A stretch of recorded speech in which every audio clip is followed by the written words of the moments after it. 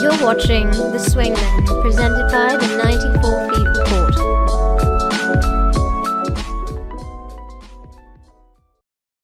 Hi, and welcome to The Swingmen. I am your host, Alex West, and I'm filling in for Simon Sharon Gordon today.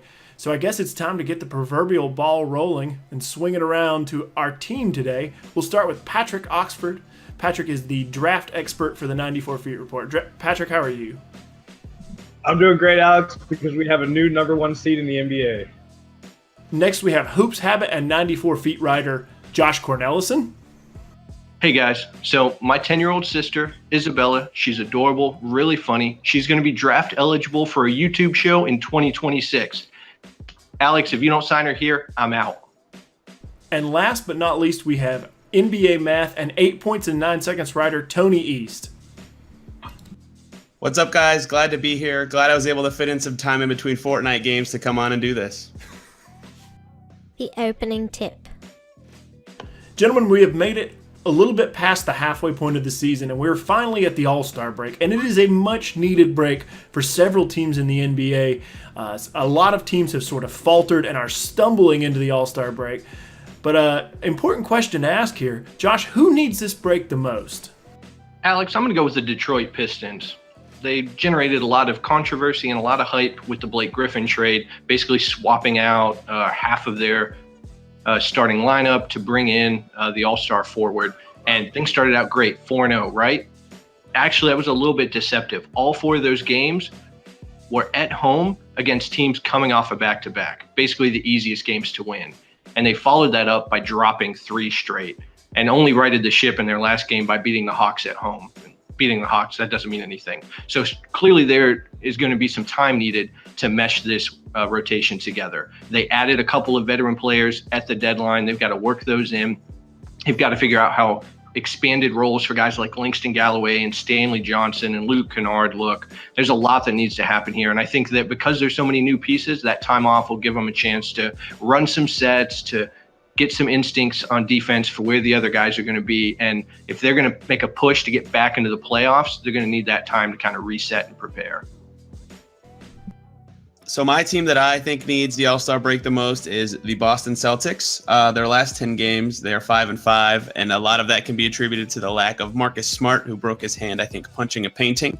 That's a really unfortunate situation. But since his injury, those 10 games, 5-5, with a net rating of minus 1.5, and things just aren't working out for them. You know, their assist ratio is down below 60%, which all the top teams are hovering around now these days. They're turning the ball over significantly more than they were before this happened. And their net rating being 20th in the league just speaks to the challenges they've had, mostly offensively. Their offensive rating of 104.6, is a lot lower than their season average. And they're really having trouble finishing at the rim recently.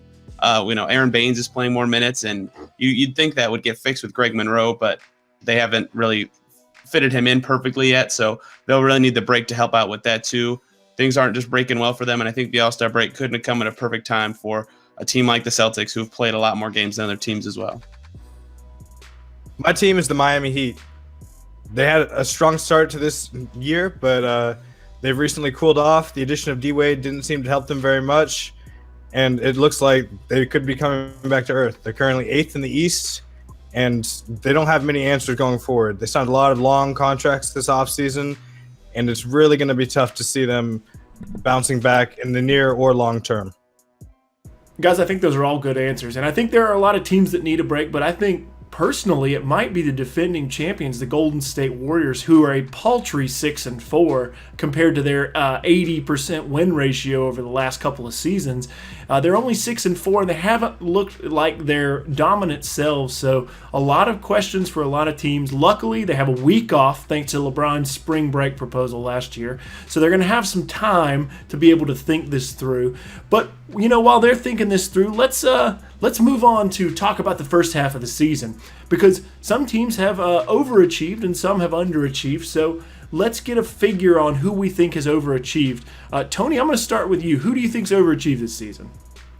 Alex, I write about this team every day, so maybe this is a biased answer, but I don't think anyone predicted the Indiana Pacers would be 33-25 heading into the All-Star break. Pretty much every player on their roster has played above expectations. Victor Oladipo, obviously being an all-star, came from nowhere. Domantas Sabonis being a top 25 rebounder, and rebound percentage came from nowhere. Miles Turner hasn't really taken a step forward, but he's still a quality player. Darren Collison's almost a 50, 40, 90 player. I could keep doing this for every single player, and it would bore you. But, the entire roster is punching above their weight, and now they're up to 33-25, sixth in the East, heading into the break with the fourth most wins in the conference. No one would have seen this coming, and their next 3 games are twice against the Hawks and the Mavs. So we could be seeing a 36-25 Pacers team by the end of the month.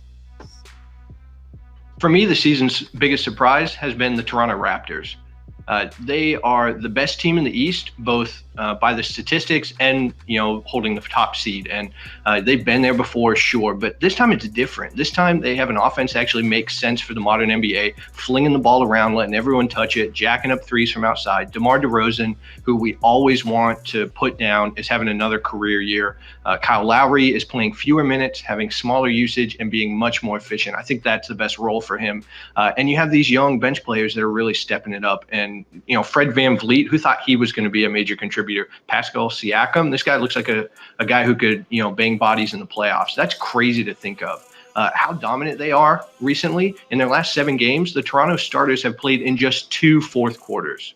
That's right. They've only played in 2 fourth quarters over the last 7 games. They are 4th in the entire league in offense and 3rd in defense per cleaning the glass. In fact, they're even one of the league's unluckiest teams with a point differential that suggests they should have 3 or 4 more wins. 538 projects that the Raptors, not the Warriors, not the Rockets, not the Cavs, are the team most likely to make the NBA Finals. In fact, sticking with 538, they have an ELO metric that allows them to basically rate the strength of teams throughout the entire history of the NBA. The Toronto Raptors right now have the strongest ELO rating in their team history. This is the best Toronto Raptors team that has ever existed. And that's pretty surprising. On the flip side of that, there's going to be some disappointment. Some teams have not quite lived up to what we wanted them to or believed that we could. So, Tony, who has disappointed you this season? I'm glad you framed that question the way you did, because disappointing is such a tough thing to quantify because it's all compared to expectations. But my personal expectations for the Charlotte Hornets were to be a lot better than they have been so far. And I know their point differentials actually, suggest that they're better than they are. They're a pretty unlucky team, but they've been an unlucky team for about 3 or 4 years in a row now, which to me suggests that there's something to that. They currently sit at 24-33. Their offense is 16th in the NBA, and given that they have an all-star in Kemba Walker, I would expect it to be a little higher than that. They have a lot of guys that are good NBA players. They just don't seem to fit together too well, and it seems like year after year this is a common theme in Charlotte. But they have, a really good defensive wing in Kit Gilchrist, an all-star point guard in Kemba Walker, a defensive monster defending the paint. I know he's bad at a lot of other stuff, and Dwight Howard, but they just can't find a way to win games, and it's just really disappointing to see such a talented roster fall to the wayside every single season. The most disappointing team in the league this year are the Cleveland Cavaliers. Sure, they had a flashy trade deadline and they remade half their roster. That doesn't wipe away the entirety of the first half of the season where they were really bad, not just compared to expectations, but overall with the worst defense in the league. That doesn't just go away. You can't ignore that. Cleveland has a point differential of a 500 team. Sure, they've won some close games to hang around and keep that third seed, but they don't deserve it. And they've been really bad this year. And sure, they're 3-0 since the trade, but that was against the Hawks, against a Celtics team who we just heard has been having struggles coming into the break, and a Thunder team that, is kind of tripping over itself to lose games coming into the break itself. So, okay, sure, impressive, but not that impressive and not enough to make up for the first half of the year. And LeBron James is the centerpiece of this disappointment.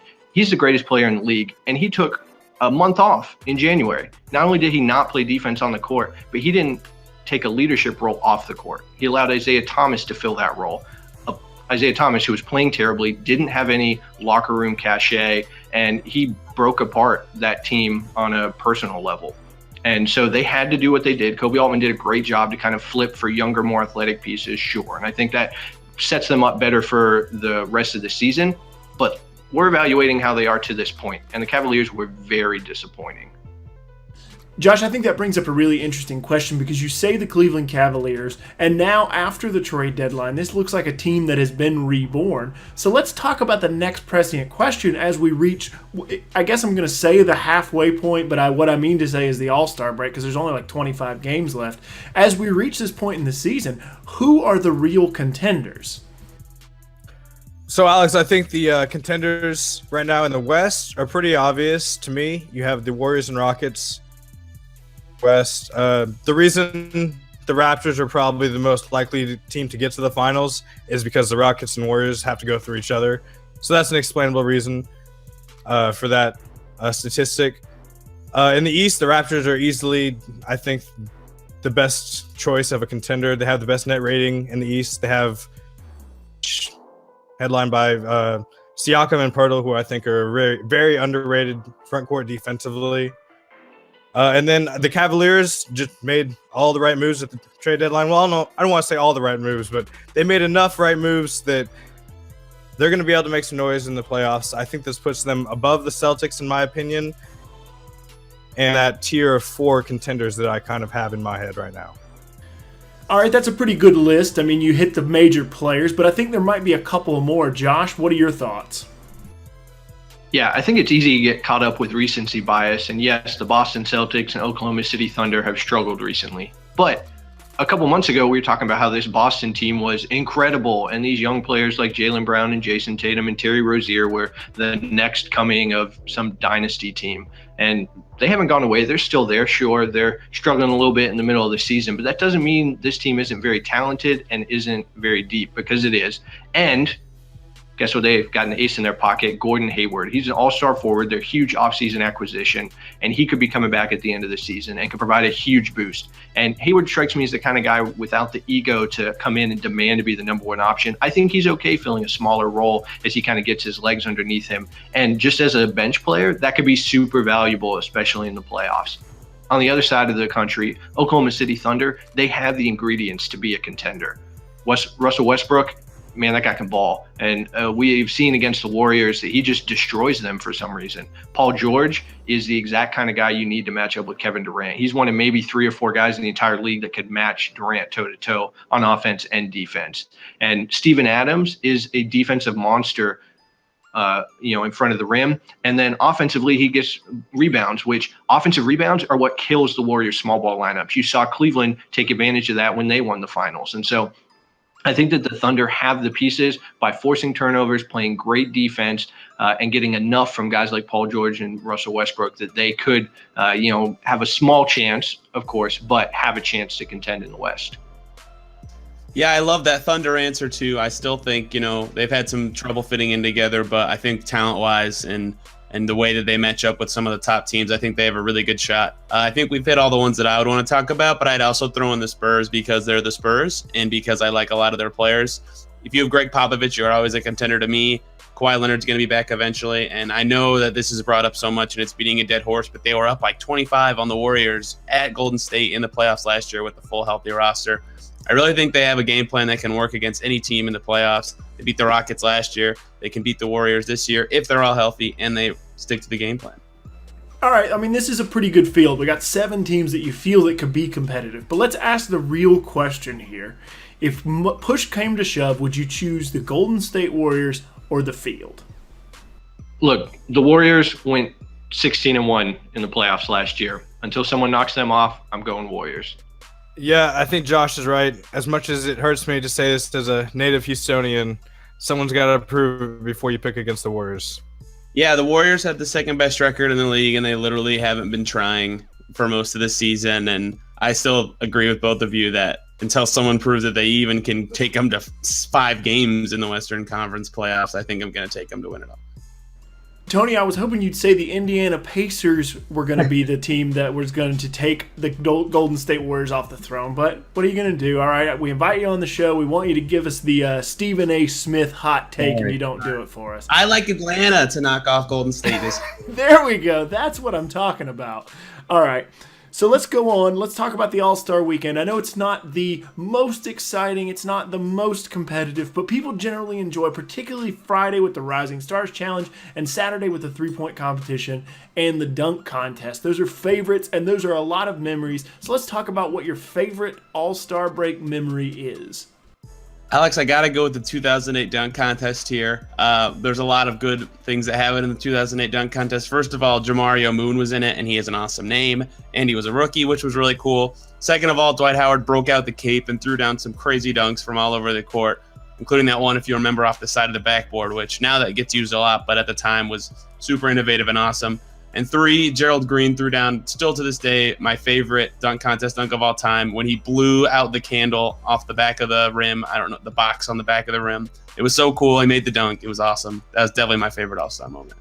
I think my favorite All-Star moment might be the 2003 All-Star game. I was watching it on NBA Hardwood the other day, and it had Michael Jordan, Tim Duncan, Kevin Garnett, Kobe Bryant, Jason Kidd. It just felt like it was the end of the Jordan era and then the beginning of the 2000s. It was a really great All-Star game. But Josh, what's your favorite moment? I'm going to go with the 2015 Slam Dunk Contest. For years before that, it felt like the NBA was spinning its wheels, trying to come up with a reason for us to tune in to NBA Saturday night. They'd come up with new rules and team ideas and all these gimmicks in the dunk contest. But then 2015, rookie Zach LaVine comes out of the tunnel in Brooklyn to the Space Jam theme, and he made the dunk contest cool again. His first dunk, he wore a Michael Jordan Toon Squad jersey, and he threw down a dunk where his head just about cracked the rim, which happened on every single dunk. His head was so high, he got so much air, and he was effortlessly gliding through the air with this incredible athleticism and just slamming the ball home with this incredible ferocity. He nailed all 4 dunks. He had LeBron on his feet, the judges practically falling out of their chairs, and fans were back in front of their television screens to watch the dunk contest again. So Zach LaVine, 2015, making the dunk contest cool again. So both of you said the dunk competition was a memory that you had. Let me ask you this. How much of All-Star Weekend are you actually going to watch? Now, we all do this. We're journalists. We pay attention to this kind of thing. But the All-Star break kind of feels like a moment where you can let your hair down for a little bit. Tony, how much are you actually going to watch this weekend? The Pacers are in 3 out of the 4 events that most people care about, so I'll probably be watching more of the All-Star break than I would actually like to. The dunk contest is always fun. Like, even when the dunk contest is boring, it's somehow fun, if that makes sense, just because like every dunk you think could be the super exciting moment. I don't really care for the three-point contest. It's just guys doing what they do every game now because of how the league is. But, I'll watch Sabonis in the Rising Stars Challenge be some boring passing big man, and I'll watch Oladipo play 3.5 minutes in the All-Star game, and it'll be a good weekend for me. Yeah, I'll probably tune into the dunk contest, see if some of these young guys can put off something exciting and, continue that momentum that LaVine and Gordon have had in recent years. And the three-point contest is fun because you get an actual sense of drama as that clock is ticking down and they only got 1 rack left and they got to hit the money ball. It's kind of fun. It draws you in. The All-Star game itself, I guess I'll probably tune in at the beginning to see if this whole Team LeBron versus Team Curry can actually get some real competition going. But I will tell you, something I really haven't watched at all in recent years is the celebrity game. And with the introduction of this lays, ripples, ridges, 4-point line, I don't even know what it is or what to call it, but hey, maybe I'll tune in and see what happens. Yeah, guys, I'm not sure how much I'm actually going to watch this week. It's a fun event. I mean, it to me is a lot less exciting than just a regular season game. Honestly, I'd rather watch the Timberwolves and the Lakers, and that says a lot than watching the All-Star game. But now that they put $100,000 on the line, I might tune into those last few minutes because it might get chippy. And also, Russell Westbrook's playing, so it's going to get chippy. So, maybe I'll tune in for 10 or 20 minutes towards the end of the game and see how that goes. But big news story today. It came across this morning, broke on First Take when Chris Bosh said that he wanted to A, come back and play an NBA game, and B, sign with a contending team. And I think this presents a lot of really interesting questions, not the least of which is Chris Bosh's health. I'm not sure what the situation is, and I'm not sure any of you guys have any insider information with Chris Bosh's doctor, but it is a very strange situation for a player to miss this number of seasons and then come back and play. So first of all, let's just sort of take the pulse of the room and say, how do you feel about all this? I'd love to see Bosh in the NBA. as long as it's not risking his health. If there's some kind of plan that can be conceived where he's off the medication that puts him at risk on the court and maybe he can play home games, awesome. But it's something that I don't see as realistic given the fact that it hasn't happened yet. And there's some pretty creative thinkers in NBA front offices. If it hasn't happened yet, it's hard to see it happening just in these last couple months or even next season.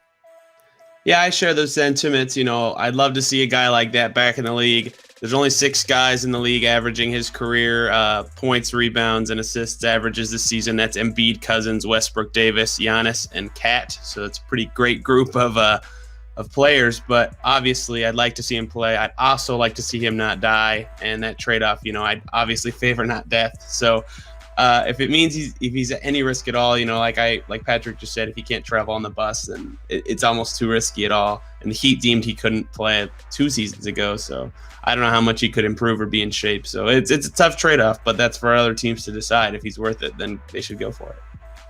I love Chris Bosh. He was my favorite part of the Heat dynasty, and I think the way that he sacrificed to be that role player, that was the biggest step of anyone on that team to be a part of that. And I think without him, they wouldn't have won the 2 titles that they did win. He's an 11-time All-Star. He's was still putting up great numbers before the Heat shut him down. I mean, he's a really, really good player, and he could absolutely help a team. And I think the fact that he's not a ball-dominant star means he's used to filling more of a role. And so he can come off the bench, he can play limited minutes, and still help a really good team. Back with Miami, yes, they had a huge problem, and he couldn't travel with the team. And I think they also wanted to clear the cap space, and that had to play a factor. Let's just be real here. But if Chris Bosh can play for a team, maybe in the Northeast or the Mid-Atlantic region, where there's a lot of teams for away games that are a short flight or a train ride away, I think it's much more feasible that he could play in a larger percentage of a team's game and ease his way back into the NBA regimen. I think that's more realistic and might be that first step he needs to see if he can make a comeback. So I think my follow-up question for this is pretty simple. Do you think Chris Bosh ever plays in an NBA game again? I'm going to say no, but man, I would love to be wrong about that. Just copy paste Patrick's response for me. I'm going to say no, but I wish it would happen. I think he does. Basketball is Chris Bosh's passion, and I think his comments recently, he wouldn't have come out and said that if he wasn't really trying to push for a comeback. And I think it'll happen somewhere, maybe in a limited role, maybe just for home games. I think it'll happen. It was big news when it came out today, and it certainly presents an interesting question for a lot of NBA teams. Do they give consideration to this player who has played at such a high level but has been laid off for so long? I'm not sure how anything's going to shake out, but I certainly think that it's a story worth following, and it's a story worth talking about because Chris Bosh's career feels like a book that needs a last chapter, and it just does not have it yet. So I'll be interested to see where it goes from here, and hopefully, just to echo what you've all said, Chris Bosh finds his way back onto an NBA court. Last question, guys. There have been a lot of games that have gone maybe against the grain, regular season games. The Celtics obviously got housed by the Raptors. They got beat by the Cavaliers. The Rockets have beaten the Golden State Warriors twice. The Thunder have beaten the Golden State Warriors. So with these interesting results in the regular season, the question I have to ask you is, do any of these regular season games change your perspective on the possible outcome of a playoff series? When people discuss a potential Rockets-Warriors series, the idea that Houston needs to be hot for 4 games to win the series seems to be a popular one. But in the 2 Houston wins, the Rockets have shot 37.2% from 3, and Houston's shooting 36.6% on the season, so that's well within expectations of a normal shooting game for them. They've averaged 14.5 made threes in those 2 wins, over 1 3 less than their 15.7 average on the season. The Warriors, on the other hand, in those 2 Rockets wins, averaged 50% from deep and 43% in their win, if you're wondering. Both higher than the 39% they average on the season, which is first. So, them shooting 3 isn't really surprising. The misconception, though, is that the Rockets need to be hitting 3s to win. They've shot below average from 3 in their 2 wins, and I think that can go on. They're slightly above average in opponent 3-point percentage for the season, so the Warriors continuing to rain down 3s at the 50% clip they have so far. I think that's unlikely. I mean, it's possible, but unlikely over the course of an entire series. Even if they do, though, they aren't guaranteed to win because the Rockets have already proven that when being outshot, they can still beat the Warriors. I don't think one regular season game or even one series of matchups really influences who I'm going to pick for the postseason matchup. What I think it does show us is the blueprint for the upset. So, for example, the Oklahoma City Thunder, they're not as good a team as the Golden State Warriors, but they blew them out the other night because they're really good at forcing turnovers, which is the natural weakness of the Golden State Warriors. It's like Oklahoma City has a little bit of kryptonite and the Warriors are Superman. Is it going to be enough to bring them down? Probably not, but that's the recipe for how they do it. If you look in the East, the Cavaliers, they're honestly not as good of a team right now as the Boston Celtics. They probably should still be favored in a postseason matchup, but they need to figure out how to exploit the Celtics' weaknesses, and they did that by forcing the Celtics centers out in space. Whether it was Aaron Baines or Greg Monroe, they forced them to guard the pick and roll out in space with a lot of moving parts and the floor spaced, and that was a hard thing for the Boston Celtics to do, and that allowed Cleveland to get a lot of open shots, which they hit. So I don't think these matchups tell me, yes, this team's going to win, this team's going to pull the upset, but it shows us the blueprint, the roadmap to how it could happen. Well, that's all the time we have today. Thanks for watching the Swingmen presented by the 94 Feet Report. I am your temporary host, Alex West. Hopefully Simon will be recovering from his sickness and be back with us next week. Any last-second shots before I let you guys go? It was awesome being on today, Alex. I just want to get a quick plug in. If you're interested in the drafts, I just released a new mock drafts 2.0 on the 94 Feet Report. Host Alex West is also a part of that, so it's great content. Check it out. So I recently learned on a podcast that Adam Morrison is not a draft bust because he's a two-time champion. And in fact, if you think about it, it makes sense. Kobe has never won a title without either Shaq or Adam Morrison. It's food for thought, and it means that there's hope for everyone to reach greatness. I had a lot of fun on here today. I'd like to shout out my favorite player of all time, Anton Jamison, as we close out of here. We need to put more respect on Anton Jamison's game and name. 8,150 rebounds, 20,000 points. Did you know Anton Jamison had 20,000 points? He wouldn't have made it without his victory lap with the Clippers, where he scored 84 points in 22 games. But he made it, and you deserve to respect him for that. All right, luckily that's all the time we have today because I can't put up with any more of this. Make sure you follow the 94 Feet Report as well as all of these guys. Their Twitter handles have been available throughout the show, so make sure to check them out. Follow them on Twitter. They are all great writers. I fully endorse reading what they write. And thanks, guys, and thanks everybody for watching. We'll see you next week on The Swingmen. Thanks for watching The Swingmen, presented by the 94 Feet Report.